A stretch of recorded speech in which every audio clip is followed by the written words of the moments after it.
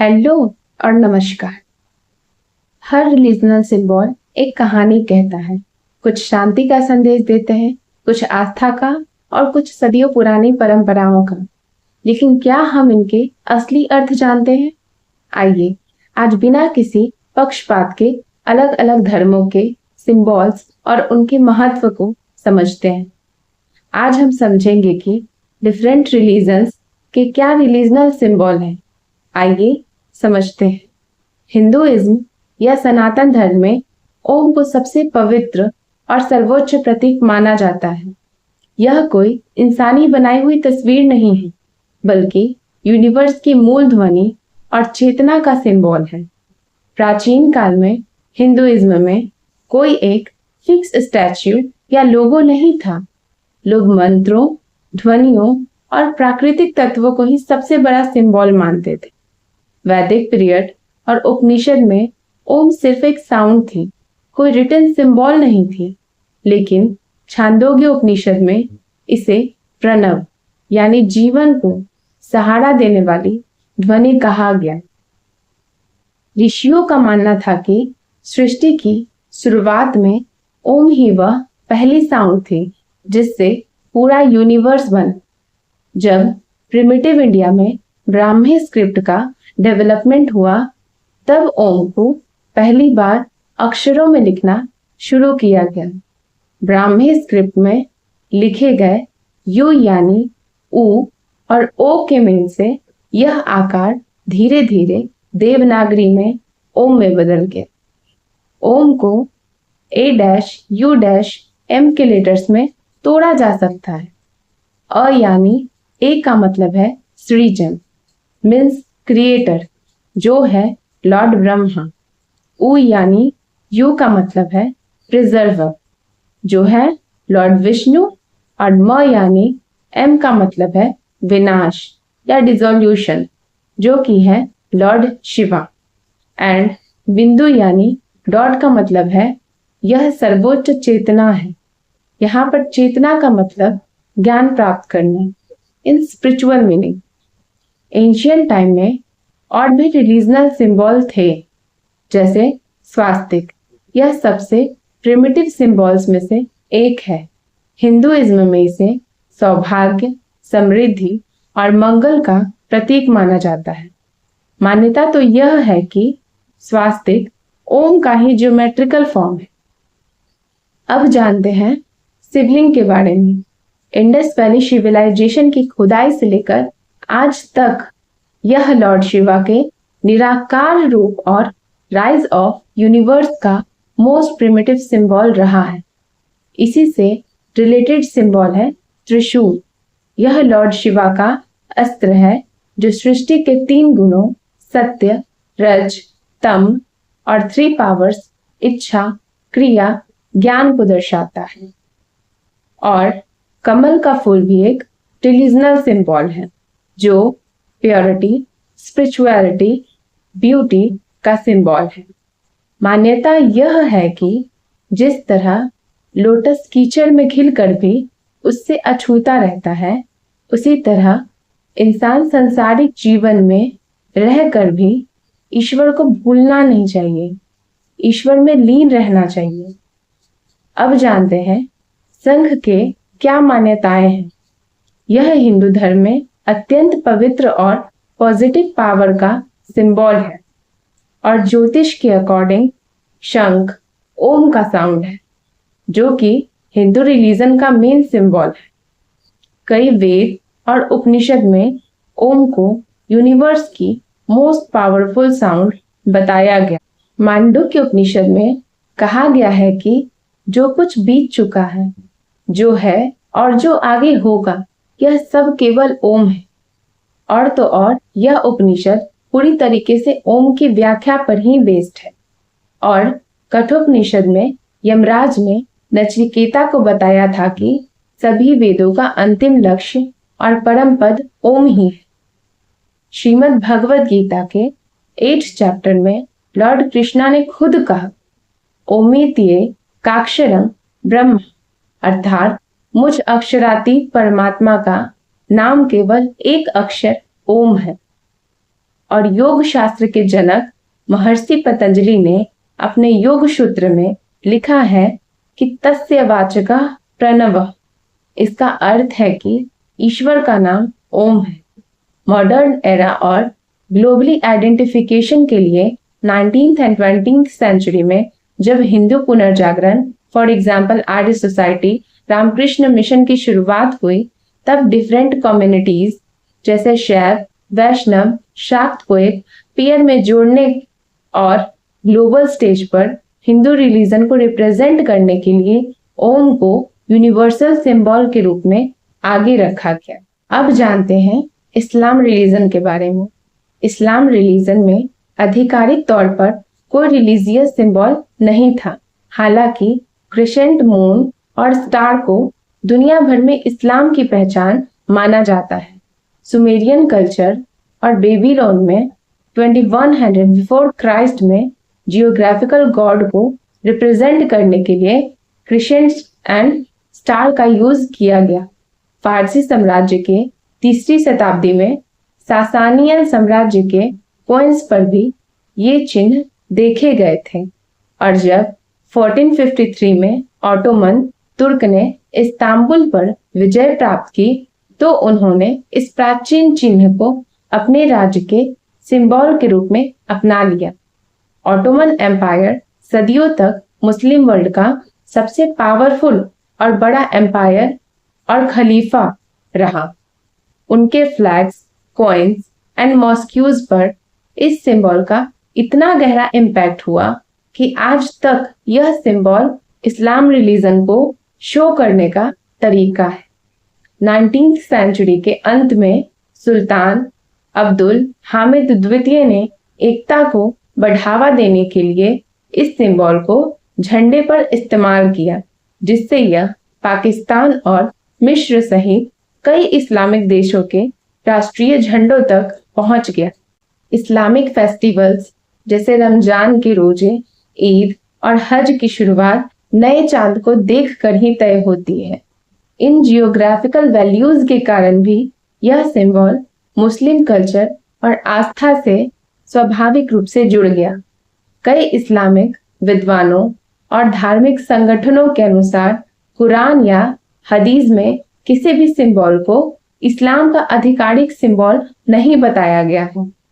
आरंभिक मुस्लिम सेनाएं और पैगंबर मोहम्मद केवल सादे काले या हरे रंग के झंडे, जिन पर कई बार कलमा लिखा होता था, उन झंडों का उपयोग करते थे। जैसा कि ये हम सभी लोग जानते हैं कि इस्लाम रिलीजन में उर्दू लैंग्वेज का प्रचलन रहा है, क्योंकि इस रिलीजन में किसी भी जीवित चीज या स्टैच्यू की पिक्चर बनाने की सख्त मनाही है। इसलिए मस्जिदों और कलाओं में अरबी में अल्लाह शब्द की ब्यूटीफुल कैलीग्राफी का यूज गॉड के सिंबल के रूप में किया जाता है। मक्का, सऊदी अरब में लोकेटेड यह पवित्र क्यूब शेप्ड इमारत इस्लामिक लोगों के लिए बहुत आस्था की जगह है और इस रिलीजन में मक्का की इस बिल्डिंग के हाई रिलीजनल वैल्यूज भी हैं। इस धर्म में हरा रंग बहुत माना जाता है।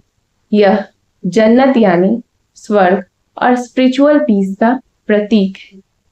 एक सिंबल है खातिम। यह 8 कोनों वाला तारा है जिसे खातिमुन नबुव्वत माना जाता है। इसे अक्सर कुरान की बुक्स और मस्जिदों की वास्तुकला में सजावट के रूप में यूज किया जाता है। अगला है 2-धारी तलवार। यह पैगंबर मुहम्मद की 2 मुही तलवार का नाम था जो उन्होंने हजरत अली को दी थी।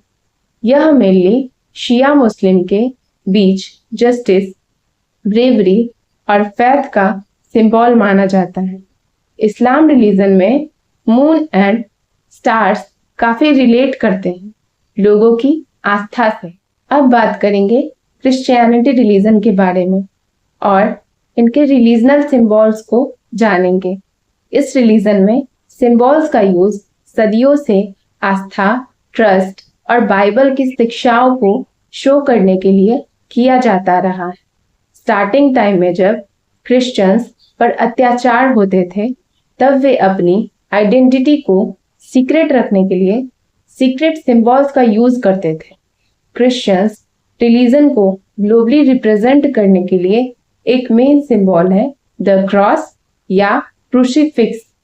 यह यीशु मसीह के क्रूस पर सैक्रिफाइस और रिजर्रेक्शन को दर्शाता है। ऐसी मान्यता है कि यह पापों से मुक्ति और इन्फिनाइट लाइफ का सिंबल है।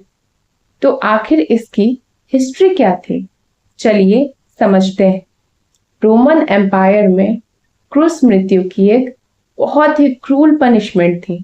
शुरुआती ईसाई इन सिंबल्स को सीक्रेटली यूज करते थे।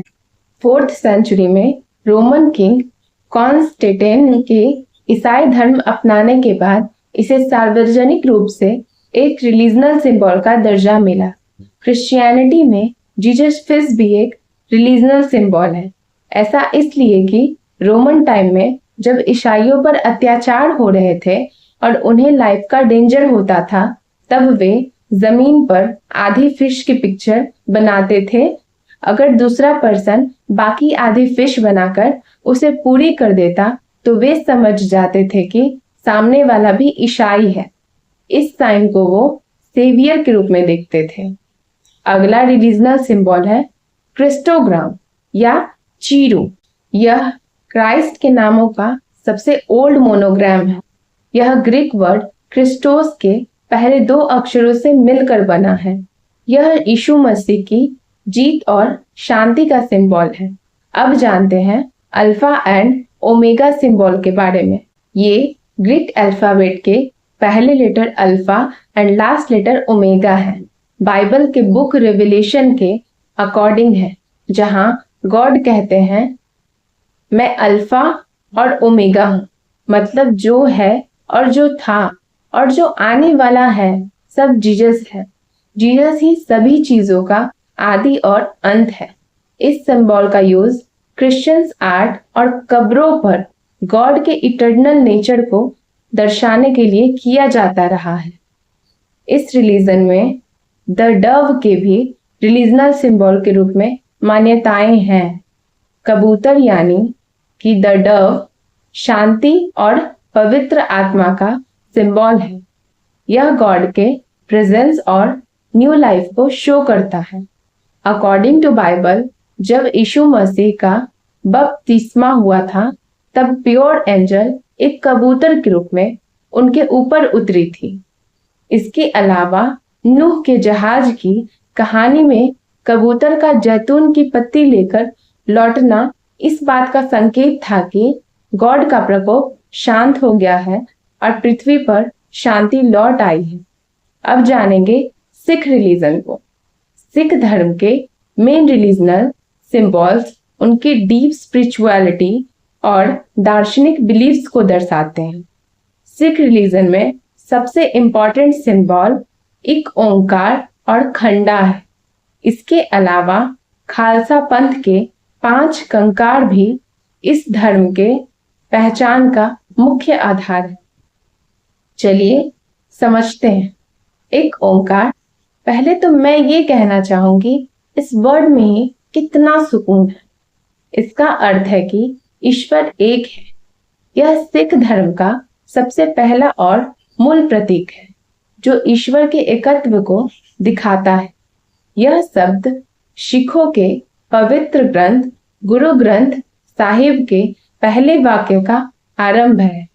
इसे सिखों के पहले गुरु गुरु नानक देव जी ने गढ़ा था, जो इस बात को स्थापित करते हैं कि वर्ल्ड के क्रिएटर केवल एक है और सभी रिलीजन के लोग उन्हीं एक गॉड के चाइल्ड हैं। अब बात करेंगे खंडा के बारे में। यह सिख रिलीजन का सामूहिक और सबसे main sign Sikh coat of arms है। यह ब्रेवरी, स्पिरिचुअल एंड बैलेंस का सिंबल है। गदर आंदोलन और सिंह सभा आंदोलन के दौरान इस सिंबल को विकसित किया गया था। इस संरचना के मिडल में स्थित 2 धारी तलवार यह डिवाइन ज्ञान का प्रतीक है जो सत्य और असत्य को अलग करती है।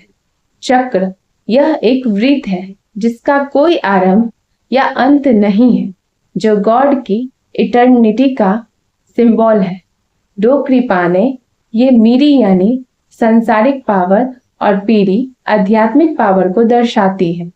यह कॉन्सेप्ट गुरु गोविंद जी द्वारा दी गई थी, जो बताती है कि एक सिख को आध्यात्मिक जीवन के साथ साथ सोसाइटी को प्रोटेक्ट करने की भी रिस्पॉन्सिबिलिटी होगी। इस सिंबल को 1699 में सिखों के 10वें गुरु गुरु गोविंद सिंह जी के थ्रू खालसा पंथ की स्थापना के टाइम पर एक सैन्य और रिलीजनल सिंबल के रूप में अपनाया गया था। अब बात करेंगे द 5 Ks यानी पंच ककार। खालसा पंथ में दीक्षित हर सिख के लिए इन 5 पवित्र वस्तुओं को हर समय धारण करना इम्पोर्टेंट होता है। पहला, केश, बिना कटे बाल। यह ईश्वर की बनाई नेचुरल क्रिएशन के प्रति रिस्पेक्ट या आध्यात्मिक समर्पण का सिंबल है। कंघा, वुड कॉम्ब, जो बॉडी की स्वच्छता और डिसिप्लिन्ड जीवन जीने का सिंबल है। तीसरा है कड़ा, लोहे या स्टील का कंगन। यह गॉड के साथ अटूट जुड़ाव और खुद को ईश्वर की याद में रखने का सिंबल है। फोर्थ के का मतलब है कृपान, एक छोटी रिलीजनल तलवार जो आत्मरक्षा, जस्टिस और कमजोरों की सेफ्टी के लिए तत्पर रहने का सिंबल है। पांचवा है कच्छ, घुटने तक का कॉटन अंडरवियर। यह सेल्फ कंट्रोल, संयम और हाई मोरल कैरेक्टर का सिंबल है। इन 5 केस की ऐतिहासिक शुरुआत 1699 में बैसाखी के दिन गुरु गोविंद सिंह जी के थ्रू खालसा के सृजन के दौरान की गई थी।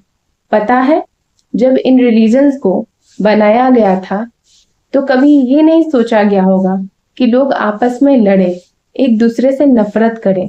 लेकिन आज के टाइम पर सबसे बड़ा इशू रिलीजन रिलेटेड है।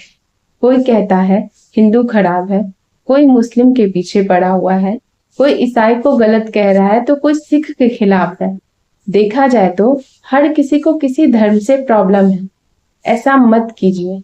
जो जगह स्वर्ग है उस जगह को खुद ही के लिए नर्क मत बनाइए।